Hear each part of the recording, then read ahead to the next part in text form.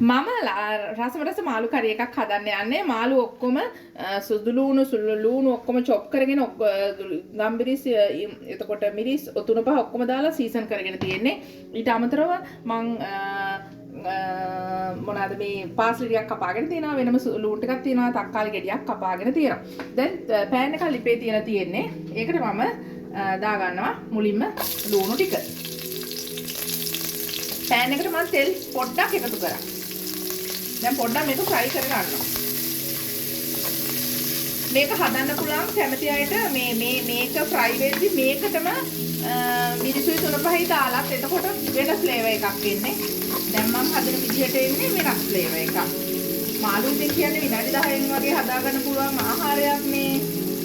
Golden colour එකට මෙන්න මේ වගේ එනකොට මම මේකට එකතු කර ගන්නවා සීසන් කරගත්තු මාළු.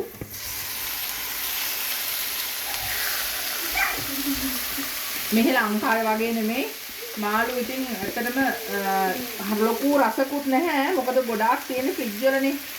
ඒ නිසා මේ ලංකාවේ වගේ ෆ්‍රෙෂ් නැහැ. ඉතින් මම ගොඩාක් මාළු හදන්නේ නැහැ. ටිකක් තමයි හදන්නේ හැමතිස්සෙම. මොකද හුඟක් වෙලාවට රස නැති වුණොත් කවුරුත් කන්නේ නැහැ. ඉතින් ඒ නිසා කරන්න තියෙන වයිවාරණ වල ඔක්කොම කරලා තමයි මම මාළු හදනකොට හදන්නේ. දැන් මම මේකට එකතු කරගන්නවා තක්කාලි. මොකද ගොඩක් වෙලා මේක කුක් කරන්න ඕනේ නැහැ. ඕගොල්ලෝ ගෙදරදී මාළු හදනකොට ඉක්මනට විනාඩි 10ක් 12ක් ඇතුළත හදලා ඉවර කරන්න. එහෙම නැති වුණොත් සවුත්තු වෙනවා. දැන් මම මේකට කිරි බොහොම පොඩ්ඩක් ෆ්‍රෙෂ් මිල්ක් එකතු කරගන්නේ. බොහොම චුට්ටක් දා ගන්නවා.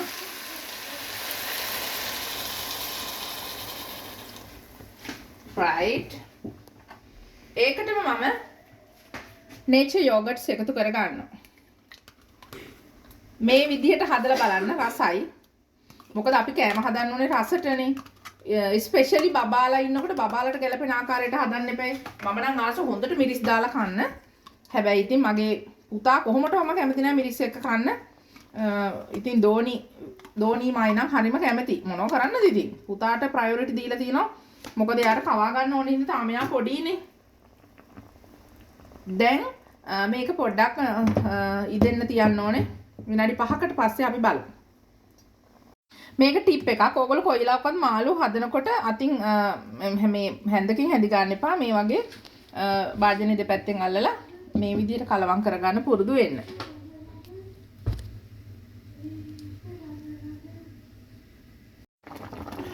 දැන් ඔයගලන්ට පේනවද හොඳින් නටනවා. දැන් ඉදිලත් තියෙන්නේ. මම දැන් මේකට හරිම සුවඳයි. මම දැන් මේකට එහෙමම පාස්ලි කපාගත්තු පාස්ලි ටික එකතු කරනවා. එතකොට ඒක වෙනස්ම රසක්. පේනවද? කොයිලාවක්වත් හැන්දක් පාවිච්චි කරන්න එපා. පාස්ලි ටික දාගෙන මෙන්න මේ විදිහටම මම කලවම් කරගන්නවා.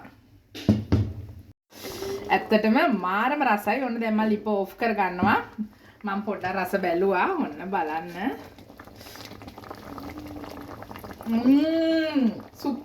සුපර්. ඔයගොල්ලොත් මේ විදිහට හදලා බලන්න. මාරම රසයි. ඇත්තටම මාරම රසයි. ඒක අමුතුම ෆ්ලේවර් එකක්. මේ විදිහට හදලා බලන්න මම කියනකොට එක දවසක් හදලා මට අනිවාර්යෙන්ම කමෙන්ට් එකක් දාන්න. සුබ දවසක් හැමෝටම.